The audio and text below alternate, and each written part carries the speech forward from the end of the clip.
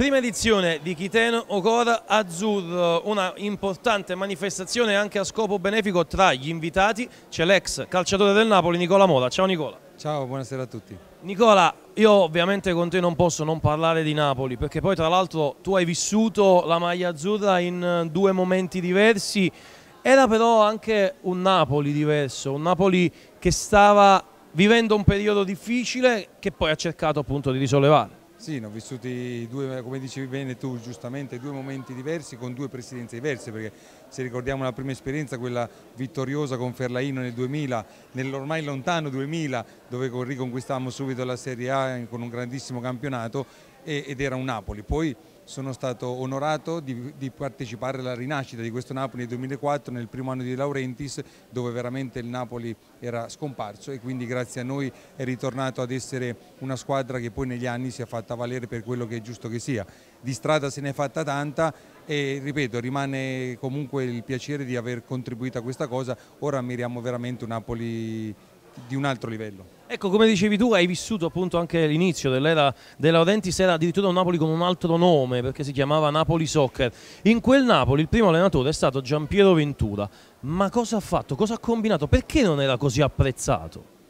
Ma sai, il calcio non è una materia scientifica, è una materia dove se fai tutte le cose bene le cose riescono poi come tu pensi.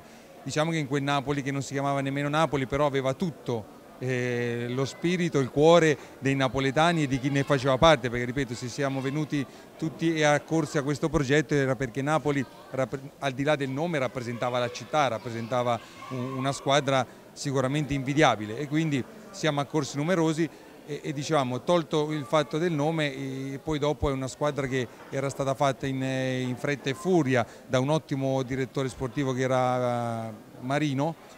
E poi dopo, quando logicamente fai le cose in fretta, non sempre riescono bene. Abbiamo fatto una rivoluzione, ha pagato Ventura, si è fatta poi una rivoluzione con Rei, abbiamo fatto un'ottima rincorsa nel girone di ritorno. Ci è bastato per arrivare ai playoff, non ci è bastato per vincere quel campionato, però l'anno dopo, memori anche dell'esperienza dell'anno prima, il Napoli ha cominciato quella cavalcata trionfale che meritava e che sicuramente tutti i tifosi meritano e che oggi ci ha portato fino adesso. Ecco, io insisto con mister Ventura, perché? Perché poi Ventura ha allenato la nazionale, ha fallito in un certo qual modo anche con la nazionale, ma ha fallito anche nella gestione di uno dei talenti più importanti del calcio a tinte azzurre, vale a dire Lorenzo Insigne. Sì, purtroppo ha peccato in quello che era poi dopo il sogno di ogni allenatore, che è quello di arrivare alla nazionale, di andare ad un mondiale.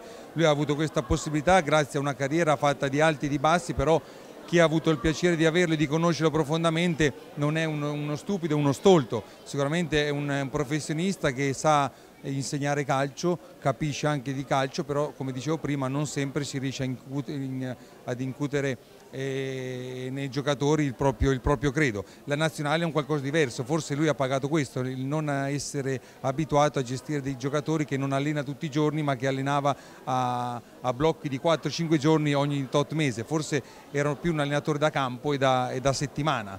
Detto questo, sicuramente con il talento, uno dei talenti, se non il talento maggiore in Italia, che è Lorenzo Insigne, ha peccato non che Lorenzo Insigne potesse risolvere i problemi come stanno cercando di far passare oggi, però diciamo che un giocatore come Lorenzo in quel momento, in quella partita, sicuramente avrebbe potuto cambiare le sorti. In bene o in male non si sa, perché non avremo mai la controprova, però non possiamo sottrarci al fatto che Lorenzo Insigne era e sta diventando un grandissimo giocatore. Hai parlato di Edi Reia, giustamente, dopo il cambio in panchina con Ventura. Che cosa portò Reia? Raccontaci qualche retroscena di mister Edi Reia. Ma Edi Reia è arrivato e sicuramente ha usufruito anche di un mercato fatto a gennaio che poi la società con Pierpaolo Marino fece, che non ha avuto il tempo a settembre a farlo, quindi una squadra comunque già ben amalgamata nei primi 3 mesi d'avventura, con già un'ossatura prestabilita. Se poi abbiamo inserito 3 o 4 giocatori importanti per la categoria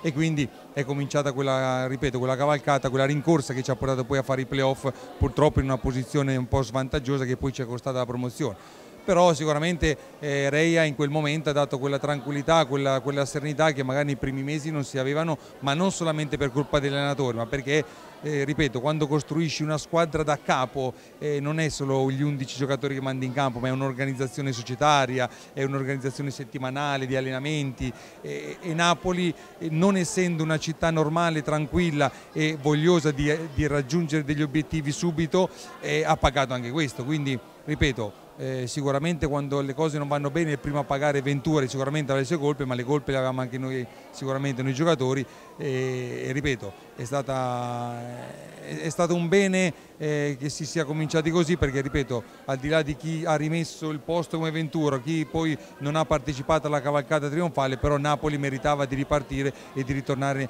nelle categorie che gli competeva, la Serie A e nell'Europa che conta. L'ultima te la faccio sul Napoli di oggi, perché questo Napoli ha ripreso a camminare dopo la sconfitta con la Sampdoria, dopo la sconfitta con la Juventus, ma a testa alta per come è andata a finire. È un Napoli forte, un Napoli compatto, un Napoli che c'è, un Napoli che secondo te può lottare fino alla fine per lo scudetto?